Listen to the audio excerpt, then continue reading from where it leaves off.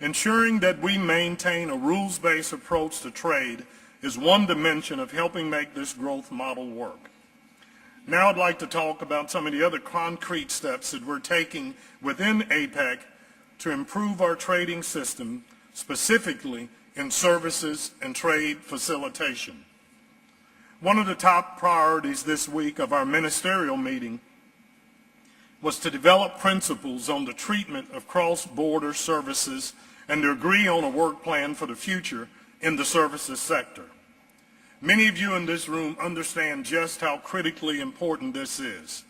You are the pioneers that have reported back to us at APEC the grand potential of a sustained effort to boost trade and services.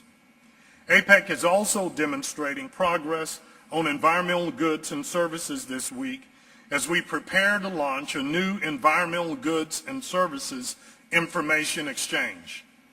This exchange will be a new website designed to promote Asia-Pacific collaboration and cutting-edge environmental technologies and promote the global distribution of these innovations.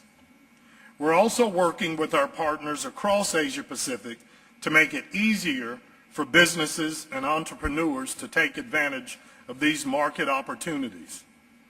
We're working together to reduce red tape, improve transparency, simplify customs documentation and procedures in order to reduce the cost of doing businesses and the time needed to make trade happen in the Asia-Pacific.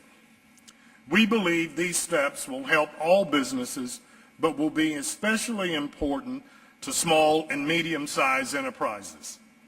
These SMEs are the backbone of our own economy in the United States, but they're also the incubators for talented individuals and good ideas around the globe and within the APEC region. Within the United States, we're looking for every opportunity to help these small and medium-sized businesses understand the role of global trade and compete and succeed. Continued integration of the economies in this region will benefit workers, consumers, and businesses where each of us live. And to that end, I'm especially pleased to report that in his remarks in Tokyo just a few minutes ago, President Obama announced that the United States will engage with our partners in APEC in the Trans-Pacific Partnership.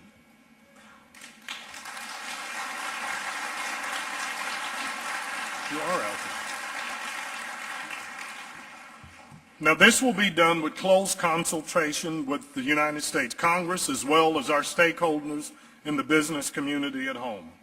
And we seek, with current and future TPP participants, to shape a platform with the scope and coverage and the high standards to successfully integrate the Asia-Pacific economies. As the Office of the United States Trade Representatives approaches this effort, we recognize that American workers, farmers, ranchers, manufacturers, and service providers face very different challenges today than they have in the past. And therefore, our engagement in the Trans-Pacific Partnership gives us the opportunity to address gaps in our current agreements and to set the standard for the high-level 21st century trade agreements going forward.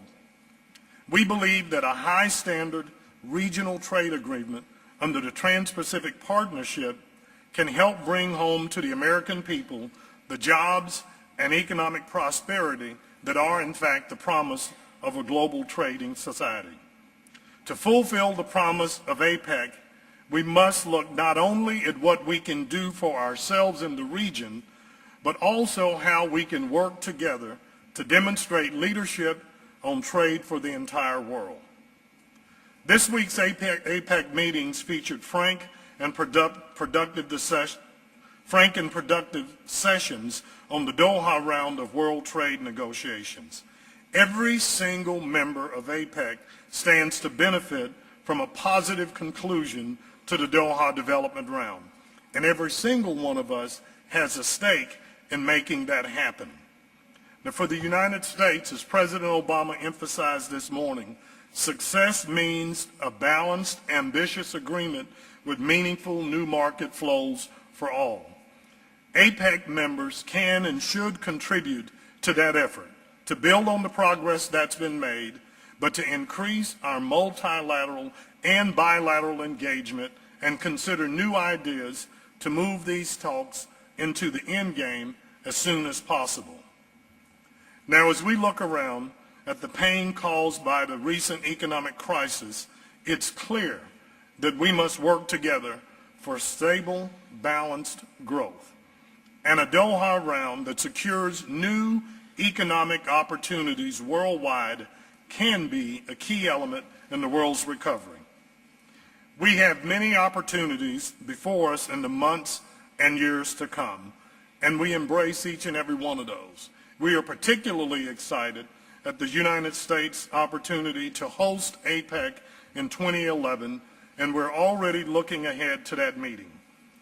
As the Asia-Pacific region rises economically, so does the potential for APEC to make its mark. As we look forward to working with you and with our APEC partners to strengthen APEC and make it ever more relevant on the world stage. As history has demonstrated, it's never too early to plan ahead, and small steps can in fact yield big gains. Had President Jefferson not sent the core of discovery across the continent to the shores of the Pacific, the United States might not be a member of APEC today. When the core set out into this unknown territory, they had no idea what they might encounter or what their journey might bring. But today we have the benefit of decades of engagement and economic achievement, and we know collectively what the benefits of a global rules-based trading system can mean for all of our economies. The challenge is it's up to us to seize this opportunity. We in the United States look forward to this challenge, and we invite all of you to join us as we do this important work. Thank you so much for the opportunity to be with you, and thank you for all you do within the region.